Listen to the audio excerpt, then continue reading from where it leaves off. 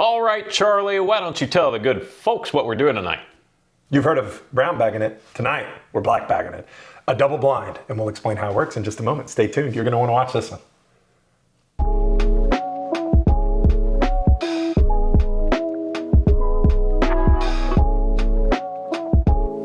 Okay, so we're doing a double blind tonight, and this is not a double blind in the sense that neither one of us knows what we're doing. Correct. Yeah. In new and exciting ways to come up with fun content, not only for you, our viewing audience, but for us. Mostly us. We do this for us. Audience of 1 or 2.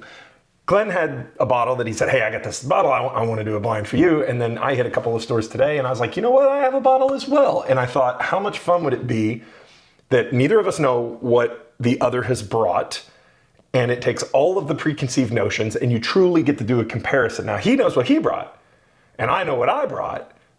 But I don't know what he brought. And I don't know what he brought. So now we're going to figure out which is better, and then we'll have a big reveal at the end. So underneath this is, and we did this proper, Glenn put his in a brown bag, I put mine in a brown bag, we poured separately, and then we covered with this black bag because it looks better. So we'll each drink each other's, and then we'll do a big reveal. Are you ready to get started? I am ready. Where would you like to start? I'd say one of these looks exponentially lighter than the other, so maybe we start with there. That would be the one Glenn brought. That would be the one I brought. Thank you, Glenn. Kind of courteous young man.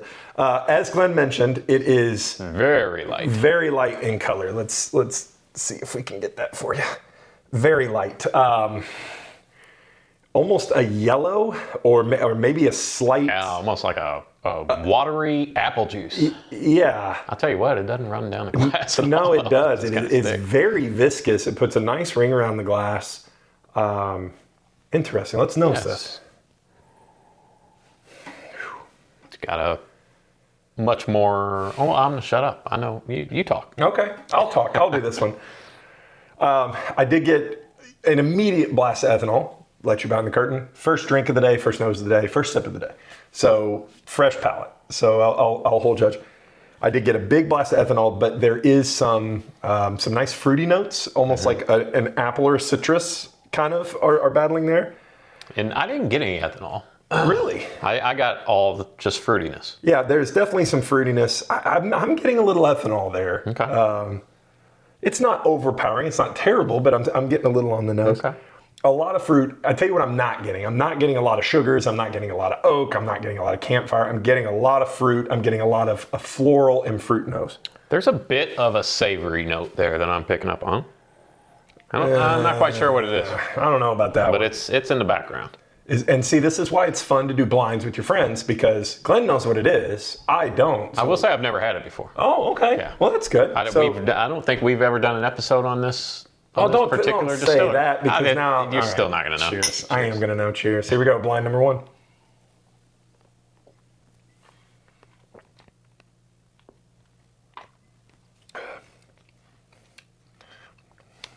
You want to go? You want me to go? I guess I have to You have to go. I know what it is.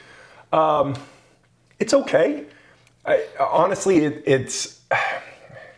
My palate's just kind of wake up. It's not a cop-out. Usually I make Glenn talk first so I look better because I have a second drink.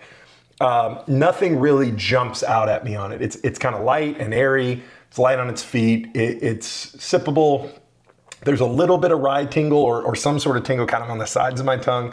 Again, I'm not getting any sort of rye spice. I get a lot of fruit.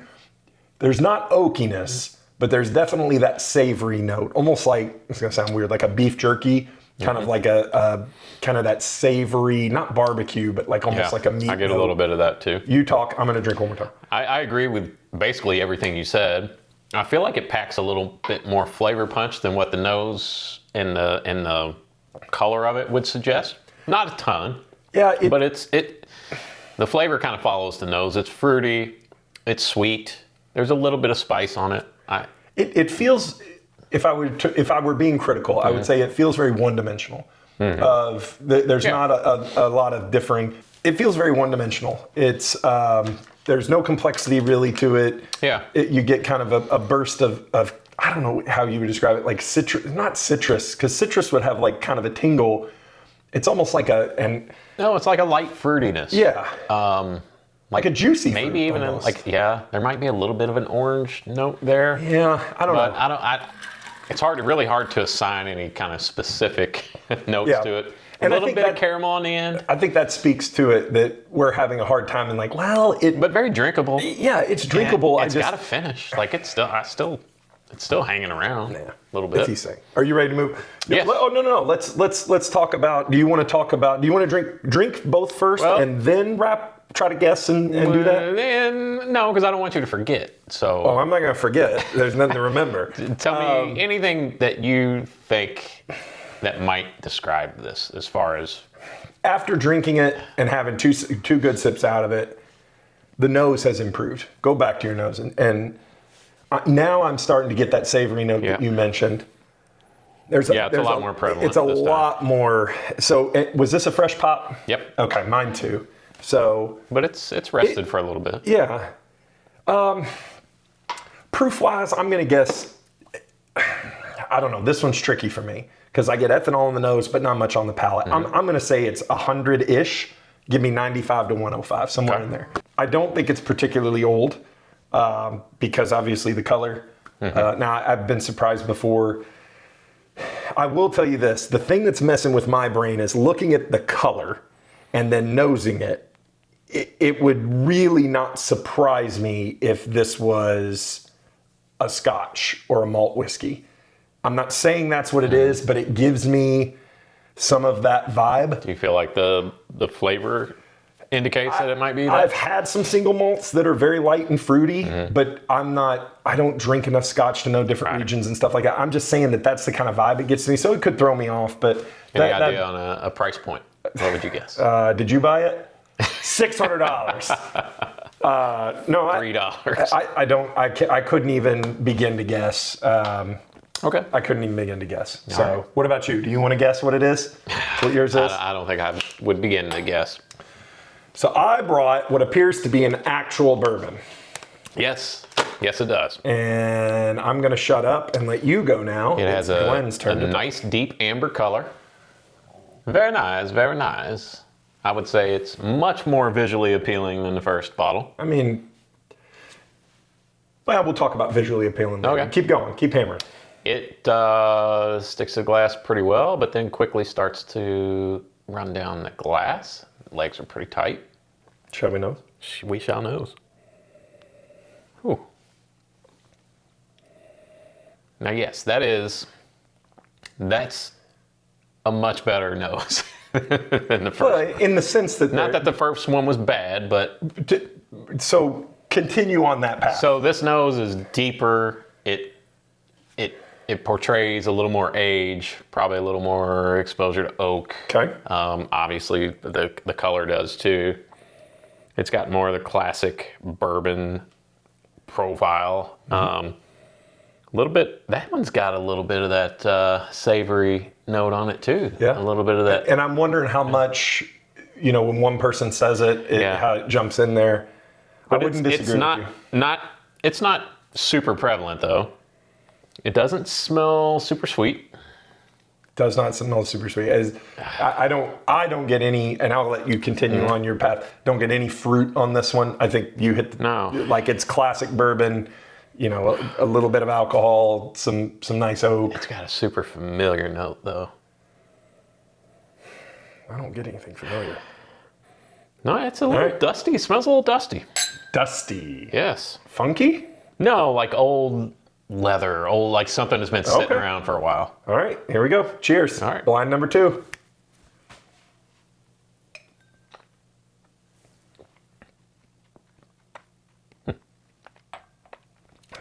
It's very soft on the palate, It is. but it's oaky. It's got a little oakiness on the finish. On the first, like at the front of my mouth, I got a lot of corn. A lot of corn sweetness. Not in a bad way though. It's very interesting. It is interesting. It is. I mean, obviously, I know what it is. It's very oaky. It's very oaky. What else are you getting on that? Now I'm getting a little bit more of the vanilla caramel sweetness. Okay. A little now on that sip. little more spice. Okay. So I'm thinking there might be a decent amount of rye in the mash bill.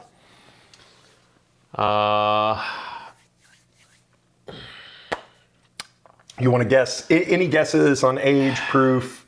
I'm going to guess I'm going to say that's at least a 7-year-old bourbon. 7 to 8 year. Proof?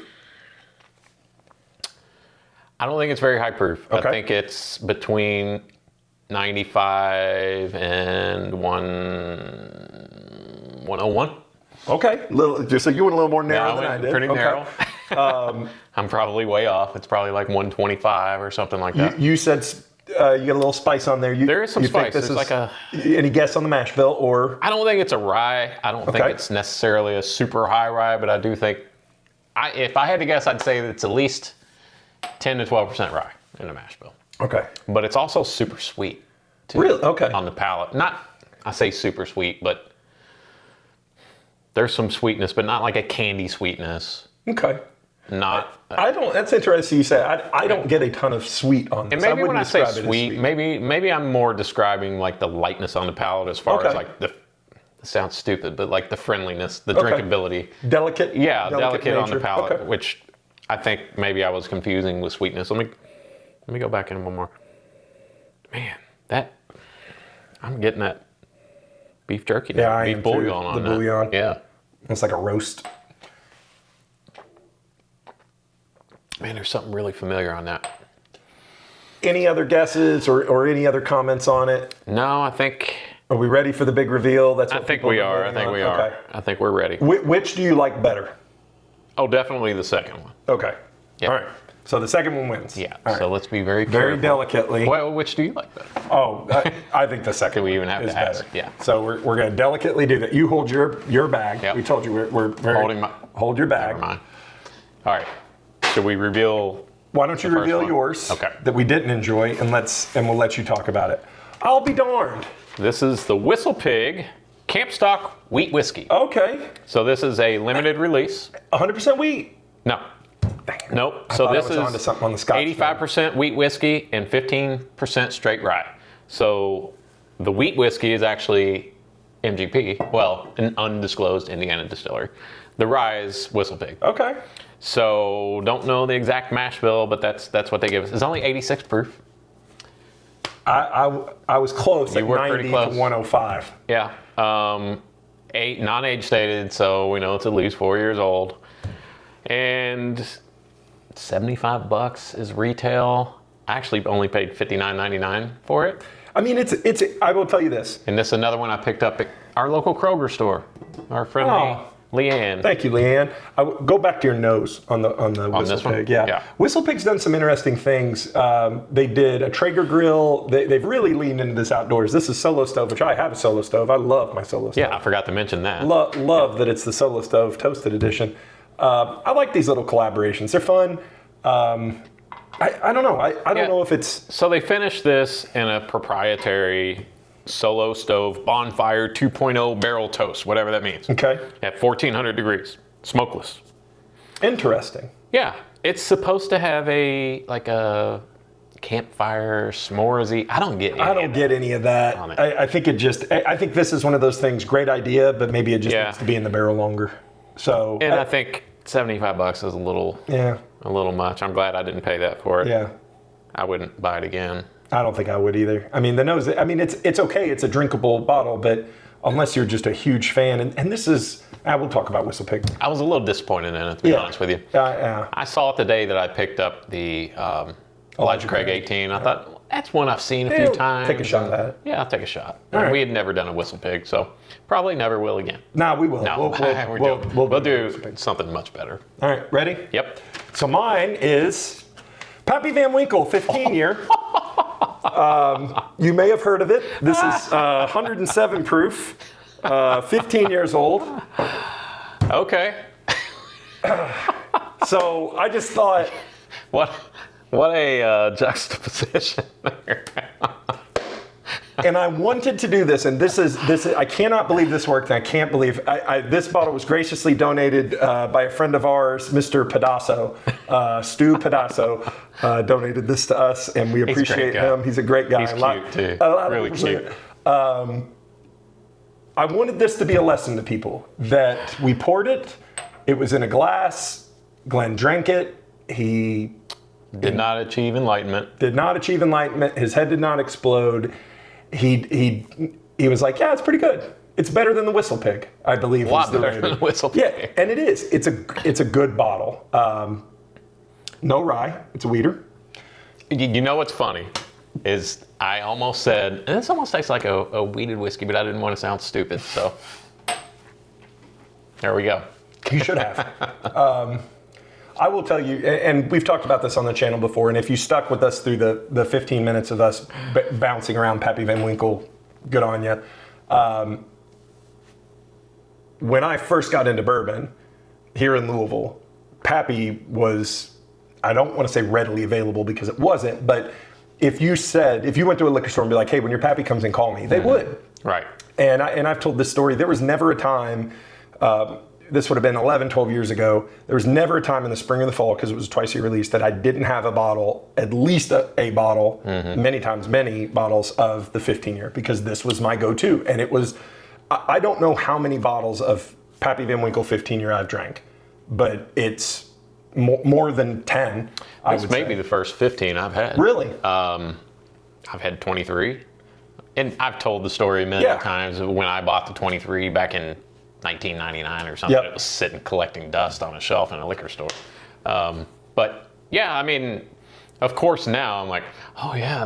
Notes of, it smells so, which it does have a fantastic nose. It's got a great nose. It's a great bottle.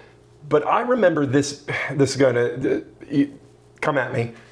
I remember this being better. I remember enjoying it more. I remember it being more flavorful. It's very oaky. And I know it may range batch to batch, and 10 years ago, 11 years ago, 12 years ago, the Pappy Van Winkle I was drinking is very different from the Pappy Van Winkle that I'm drinking now. It's oaky. It does have a dusty note on it. I mean, it's 15 years old. Yeah, for sure. The thing that I enjoy about doing this is perspective versus perception. And this has kind of been my mantra lately. The perception is Pappy Van Winkle is the best bourbon in the world, and it's highly coveted, and it's worth $1,500 a bottle. My perspective is, it's okay, because I've had it, and I can take out the people telling me that it's worth running women and children over to get to your local liquor store to get in line for. And to speak to that is the 15 years. That's the one that people kind of low key are like, that's the one you want, not the 23, not the what's the 20, 23. Yeah. This is the one that I enjoyed. I just don't get me wrong, it's good. It's a good bottle, but I think my knock on the Whistle Pig was, it's kind of one dimensional. There may be a theme. The Pappy is very kind of one dimensional. Yeah. It's a little bit of sweetness on the front. You get a little bit of the oak comes through almost immediately, and it just sticks around, and that's what you have. Now, really sippable at 107 proof. I feel like it's proof perfect. You're drinking something. It's got a great nose, but it's that whole thing of, is it worth paying secondary for just to have? Absolutely not. I mean, honestly, $1,500? No. Absolutely $1,500. not. I mean, if it was $700 and you'd never had a Pappy Van Winkle before, yes, by all means, go pay $700 for it just so you can have that experience. I'm not going to tell you guys how to spend your money. Counter. We've spent, I wouldn't. Yeah, No. The thing that stands out to me, and again, perception versus perspective. My perspective is I can buy 2 bottles of Old Crow Chessman for the price of 1 Pappy Van Winkle 15 year. Funny thing is, I almost guessed that was an Old Fitz. Oh, you thought I found the Old Fitz, the weeded. Yeah. Well, once I started saying, I think it's 7 to 8 years old, and wait a minute, maybe this is Old Fitz. Yeah. But I wasn't going to guess that. I feel like this was mission accomplished. I know you guys are going to say like, "Oh, Glenn knew what it was," and blah blah blah. He didn't. I promise. I didn't if know. I knew what it was, I wouldn't have made myself look stupid and said it was. That's right. Yeah. So it was rye. It was 10 to it's 12% rye. But you know, if you have tasted Pappy Van Winkle, let us know your thoughts in the comments, and if we're way off. And I know somebody is going to comment and say something like, "You're just being contrarian and just ragging on it because you want to be different. It's the best thing ever." This is all subjective. It's good. It's very drinkable. It's very simple. It's a very nice whiskey. My argument will always be if you take this and put it in a separate vessel or put it in a cup and give it to someone, just be like, try this bourbon I got. Mm-hmm. They're not going to explode. They're not going to achieve enlightenment. They're not going to float into heaven. They're just going to be like, yeah, it's okay. It's okay. Ooh, it's a little proofy, or oh, it's oaky. Ooh, this may be old. I would agree. That's the thing. Never thought we'd do a blind with Whistle Pig. Whistle Pig versus Pappy Van Winkle. Who comes out on top? It is interesting, though, that we had 2 wheated whiskeys. Simpatico. So it kind of worked out, right? Yeah. If you want more... Very similar bottles. They're very similar. There's, one's yellow and wheaty and the other's brown and oaky. If you want more hard-hitting Pappy Van Winkle versus Whistle Pig content like this, make sure to like and subscribe here on YouTube. Absolutely. Check us out on socials. I don't even have to tell you. You can find us. And as always, keep those wallets loose. And your bone holes tight. Good night, Pappy. Peace out. I knew Pappy Van Winkle. I knew Pappy Van Winkle. He was my great-grandfather. I'm sore. Dude, I'm so sorry. I mowed my grandmother's grass yesterday, my grass today. Like I'm not in good physical condition.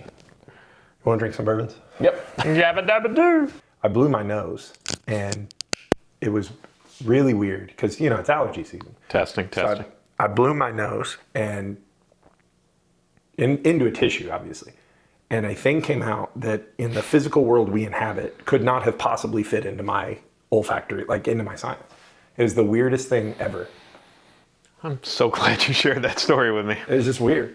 And then it ran off and I couldn't decide, figure out what it was. But it was just a strange thing. So, I felt better after, but it was just a long day. Was it green? It's more like blue. Very strange. So it was like a Smurf, maybe? It's possible. 3, 2, 1, roll.